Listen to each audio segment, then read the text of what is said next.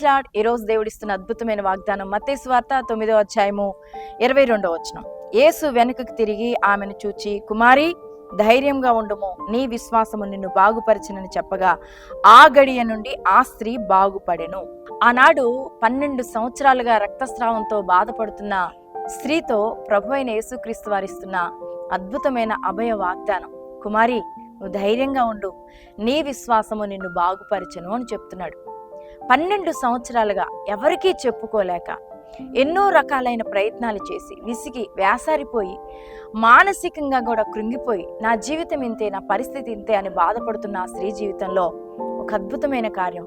ఆ సమయంలో యేసు ప్రభు వారు అక్కడికి వస్తున్నారని తెలిసినప్పుడు, యేసు ప్రభు వారు చేస్తున్న అద్భుతమైన కార్యాల గురించి వినినప్పుడు ఆమెకు ఒక ఆశ ఏంటంటే, ఇన్ని రకాల ప్రయత్నాలు చేసి విసిగిపోయాను, కానీ ప్రభు అయిన యేసుక్రీస్తు వారి దగ్గరికి వెళ్తే ఖచ్చితంగా ఇన్ని సంవత్సరాలుగా నేను పడుతున్న బాధ నుంచి నేను విడిపించబడతాను, స్వస్థపరచబడతాను అనుకొని విశ్వాసంతో వచ్చింది.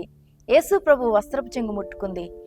ఆ సమయంలో యేసు ప్రభు వారు చెప్తున్నారు, ఆమెలో ఉన్న విశ్వాసాన్ని చూసి అంటున్నారు, నువ్వు ధైర్యంగా ఉండు, నీ విశ్వాసము నిన్ను బాగుపరిచెను, ఇక నుంచి నువ్వు సమాధానం కలిగి ఉంటావు. ఇప్పటిదాకా నీ జీవితంలో సమాధానం లేదు, సంతోషం లేదు, ఆనందం లేదు, కానీ ఇక నుంచి నీ జీవితంలో సమాధానం కలిగి ఉంటావని చెప్తూ ఉన్నారు.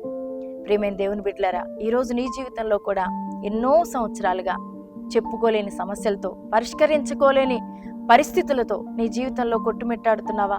ఎన్నో రకాల ప్రయత్నాలు చేశానండి, కానీ ఏ ప్రయత్నం నా జీవితంలో సఫలం కాలేదు.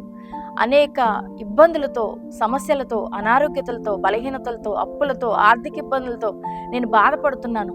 ఎన్నో ప్రయత్నాలు చేశాను నా స్థితిని మార్చుకోవడానికి, కానీ అన్ని రకాలైన పరిస్థితులు నా జీవితంలో నన్ను అపజయం వైపు నెట్టివేసినాయి. ఇంకా నేను మానసికంగా నిరుత్సాహం చెందే పరిస్థితుల్లోకి వెళ్ళాయని నీ జీవితంలో నువ్వు బాధపడుతున్నావు కదా. అందుకే ఈరోజు ప్రభు నీతో మాట్లాడుతున్నాడు.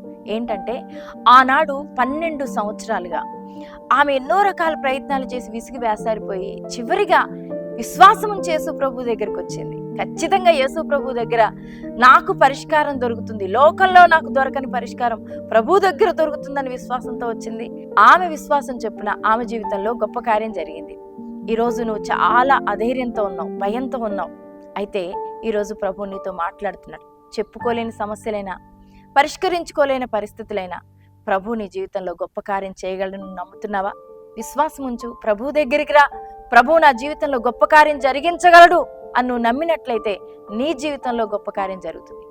అనారోగ్యమైన, ఆర్థిక ఇబ్బందులైనా, అప్పులైనా, కోర్టులు పరిష్కరించలేని సమస్యలైనా, పోలీస్ స్టేషన్లకు వెళ్ళినా పొందని విడుదలైనా నీ జీవితంలో నువ్వు పొందుతావు. లోకంలో రకరకాల ప్రయత్నాలు చేసావు, అనేక మంది దగ్గరికి వెళ్ళావు. ఎవరు చెప్తే, ఏ మాట చెప్తే ఆ మాట విని అక్కడికి వెళ్తే నేను బాగుపడతాను, ఇక్కడికి వెళ్తే నా పరిస్థితులన్నీ మారిపోతాయని ఎవరు ఏం చెప్తే అది చేసి విసిగిపోయావు. నమ్మకమే కోల్పోయిన స్థితిలో ఉన్నావు, భయం గుప్పిట్లోనికి వెళ్ళిపోయావు. అయితే ఈరోజు పరిశుద్ధాత్మ దేవుడు నీకు ఇస్తున్న పిలుపు, ఆనాడు ఆ స్త్రీ ఏ రీతిగా విశ్వాసంతో ప్రభు దగ్గరికి వచ్చిందో ఈరోజు నువ్వు కూడా ప్రభు దగ్గరికి రా. విశ్వాసంతో రా. ప్రభు దగ్గర నా యొక్క సమస్యకు పరిష్కారం ఉందని నమ్ము. అది ఏ రకమైన సమస్య అయినా నీ జీవితంలో పరిష్కారం దొరుకుతుంది. నీ కుటుంబం రక్షించబడుతుంది. నువ్వు ఆ మంచి ఆరోగ్యాన్ని పొందుతావు. నీ ఆర్థిక ఇబ్బందుల నుంచి విడుదల పొందుతావు. అప్పుల సమస్య నుంచి నువ్వు విడుదల పొందుతావు. ఏ రకమైన పరిస్థితి అయినా నీ జీవితంలో ప్రభు చక్కబెట్టగలడు. ఇది నమ్ము, విశ్వసించు. ఆ 12 సంవత్సరాల రక్తస్రావ స్త్రీకి జరిగిన అద్భుతం నీ జీవితంలో కూడా జరుగుతుంది.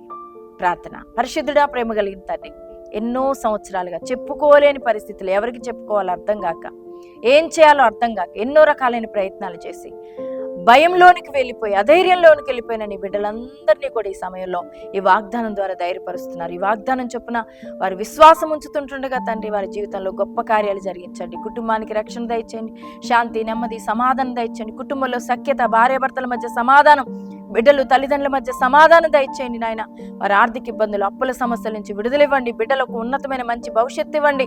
వ్యర్థమైన అలవాట్ల నుంచి ప్రతి ఒక్కరిని విడిపించమని ప్రార్థన చేస్తున్నాను. పాప బంధకాల నుంచి విడిపించమని ప్రార్థన చేస్తూ ఉన్నాను.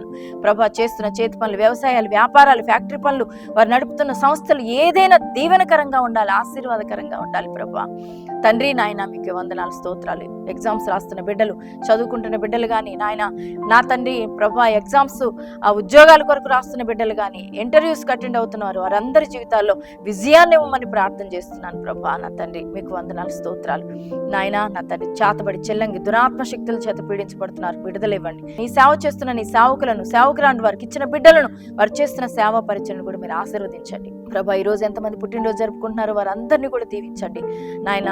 సంవత్సరమైన దయాకిరీటం ధరింపు చేశారు, వారికి మంచి నెమ్మది సంతోషం ఈ సంవత్సరంలో అనుగ్రహించండి. వారి పనులన్నీ కూడా నాయన ఈ సంవత్సరంలో నూతన పరచబడాలి, అద్భుతమైన కార్యం జరిగించండి. వివాహం దినోత్సవం జరుపుకుంటున్న బిడ్డలకు కూడా నాయన ఉన్నతమైన కృపతోడుగా ఉంచి దీవించమని యేసు నామములో ప్రార్థిస్తున్నా తండ్రి, ఆమేన్.